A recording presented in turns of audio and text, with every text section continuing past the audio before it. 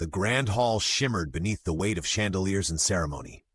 Every inch of marble reflected the glitter of metals and the faint tremor of anticipation. It was the annual Armed Forces Gala, a night dedicated to the finest among the nation's defenders, a symphony of uniforms, rank, and quiet pride. And then came the sound that fractured it all, a single derisive chuckle. Colonel Alastair Finch, tall, broad-shouldered, and decorated beyond measure, stood at the podium, his chest gleaming with rows of honors, his eyes sharp and searching, locked on a figure near the back of the hall. A woman, alone. A faint smirk curved across his lips. "And who," he said, voice dripping with sarcasm, "do we have joining us in that remarkable ensemble?" Heads turned. Conversations faltered. The hum of polite laughter swept through the sea of uniforms like a ripple of unease. At the far end of the room stood a young woman, late 20s perhaps, still calm, unflinching beneath the scrutiny. Her uniform was different. Faded olive drab, functional, lacking the ceremonial polish expected at such an occasion. No rank insignia gleamed on her shoulders, only a single obscure patch, a hawk clutching a lightning bolt. The crowd shifted.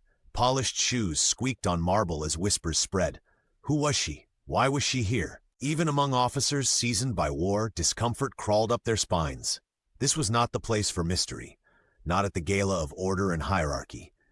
But the woman's posture never wavered. She met the colonel's gaze with an eerie calm, chin lifted, eyes steady, not defiance but quiet self-control. "Are you lost, soldier?" Colonel Finch pressed. "Or did you mistake this ballroom for a training field?" A hush followed. No one dared move. The words cut through the air like shrapnel, each syllable designed to belittle. The woman didn't answer. Her name was Corporal Ara Vance. To most in that room, she was an unknown, a face without a story. But those who had once served alongside her, those who truly understood, would have said she was carved from the kind of resolve that only fire could forge. At 29, Ara was not extraordinary in appearance. Her hair was pulled tight in a practical bun, her features sharp and utilitarian. Yet her eyes, those storm-gray eyes, carried weight. The kind of weight that comes from having seen too much, survived too much, and said too little. She had served in places far from the comfort of marble halls and orchestras, places where dust clung to everything, and silence could mean the difference between life and death. Her uniform, worn and plain, was the only one that still felt honest. She had been honorably discharged 2 years prior, quietly, without parade or decoration. She hadn't owned a dress uniform since. Her presence tonight wasn't born from arrogance or rebellion. She had come as a guest. A friend invited her, a medic she once saved. But she had worn what she owned, what still felt real. To Colonel Finch and his glittering audience, however, her appearance was a breach of decorum, a blemish on their ceremony of perfection. "This," the colonel declared, gesturing toward her, "is not a field camp, Corporal. This is a celebration of honor. Your attire, frankly, is an insult to the uniform itself." The murmuring crowd agreed in hushed tones. A few even chuckled, emboldened by his authority. The sound was cruel in its civility. Ara's hands were clasped before her. For a brief moment, a small tremor passed through her fingers, gone as quickly as it came. "Perhaps," a general nearby offered, trying to ease the tension, "the young lady is unaware of the dress code. It happens." But the words didn't soften the moment. They merely framed her as an outsider. "Are you mute, soldier?" Finch pressed again, voice cold. "Or do you think yourself above the traditions the rest of us uphold?" No answer. Silence pressed against the ballroom walls, dense and uncomfortable. Even the string quartet had gone still. Among the crowd, a few sharp eyes began to notice things others didn't. Her boots, though scuffed, were mirror clean. Her posture was military perfection, weight balanced, shoulders squared, gaze fixed but non-aggressive. And then there was the patch, that hawk and lightning bolt, embroidered with meticulous precision. One officer leaned toward another. "That insignia? I've seen it before, somewhere classified." Another nodded uncertainly. "Black Operations, maybe, one of those units that don't officially exist." They whispered, but no one spoke loud enough to challenge Finch. No one wanted to draw that fire. Then came the moment that changed everything. Colonel Finch, satisfied that the crowd was on his side, took a self-congratulatory sip of champagne. "Still nothing to say, Corporal? Perhaps your silence is an admission of guilt." But Ara moved.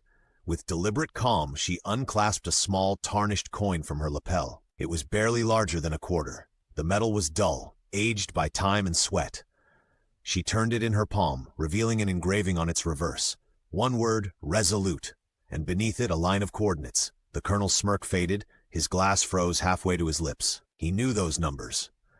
They pointed to a barren stretch of Afghan desert, a place whispered about in after-action reports. Objective Griffin.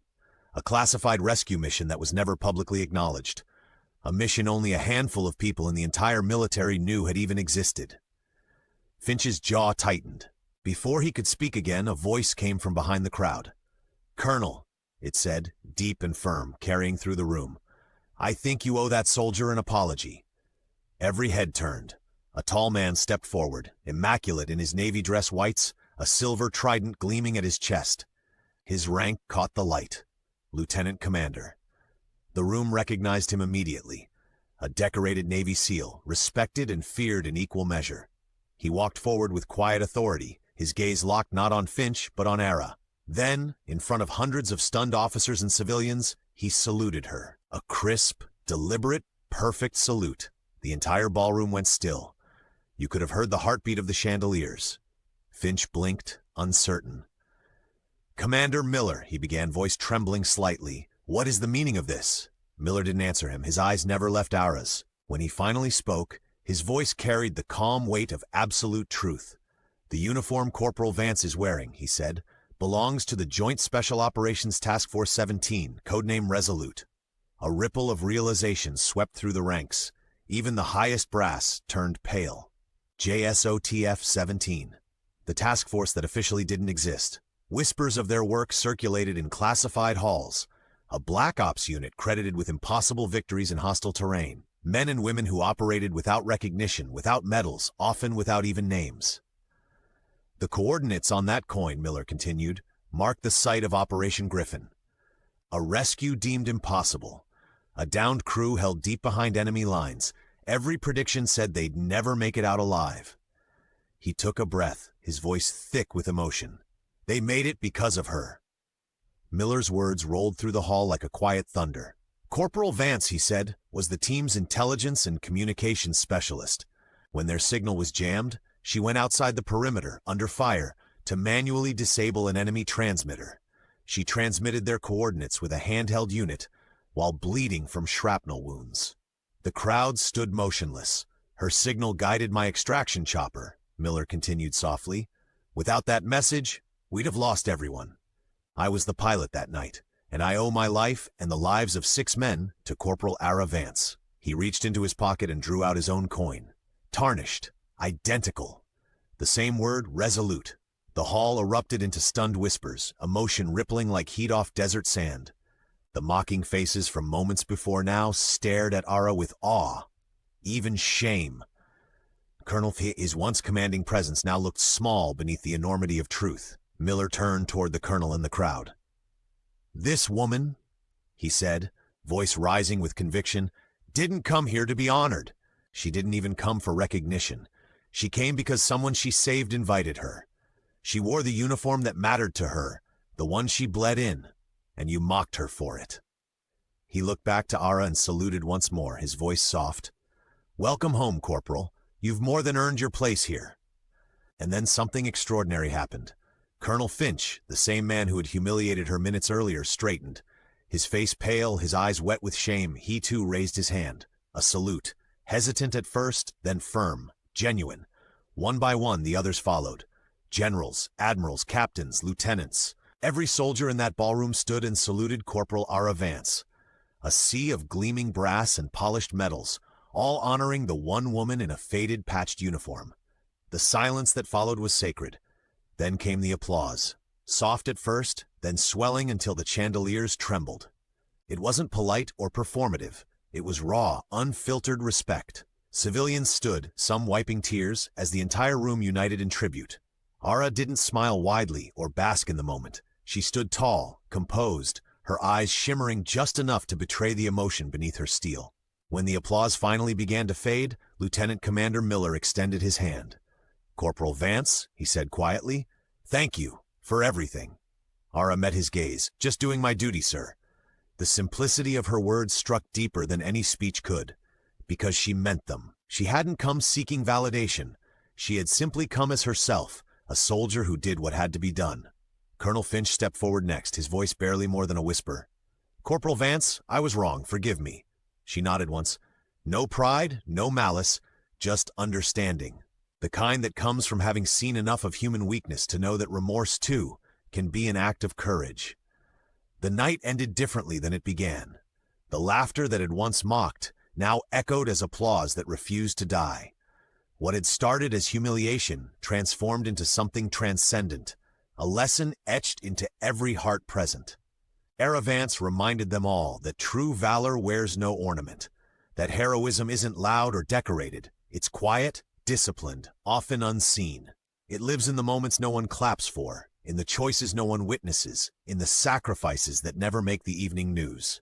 Her story spread far beyond the ballroom in the weeks that followed, whispered through bases, remembered in briefing rooms, retold by soldiers who needed a reminder of why they served. She became a symbol of something the military had nearly forgotten: humility wrapped in steel. Later that night, long after the lights had dimmed and the guests had gone, Ara stood outside the hall alone. The night air was cool. A distant flag fluttered under the stars. In her palm, the coin gleamed faintly in the moonlight. The word resolute caught the glow, unwavering, eternal. She smiled faintly, tucking the coin back into her pocket, her voice soft as the wind, barely above a whisper. Mission complete. And with that, Corporal Ara Vance, the soldier they laughed at, walked quietly into the night, leaving behind a room full of men and women who would never again mistake humility for weakness. Because that night, they had all witnessed what true strength looked like.